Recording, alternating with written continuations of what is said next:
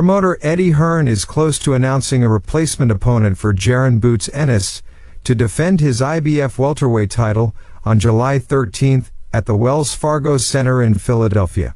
Ennis' previously scheduled opponent, Cody Crowley, pulled out of the fight yesterday due to an eye problem, and Hearn was left scrambling to find a replacement to save the July 13th fight date.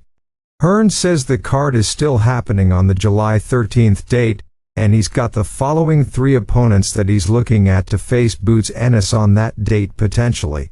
At the moment, we are close to announcing the replacement opponent.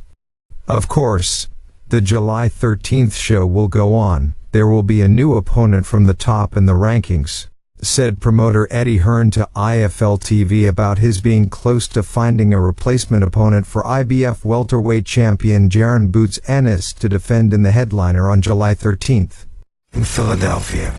Hearn is in a difficult position right now, looking for a replacement against Boots Ennis on short notice with just 1 month to prepare for the fight.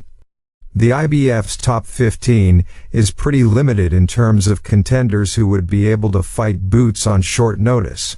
The more recognizable names on the list are coming off defeats, and they won't be able to fight Ennis in July. We'd like to make sure we can tick off that mandatory obligations with the IBF, and we expect a great fight, and I think an announcement probably tonight.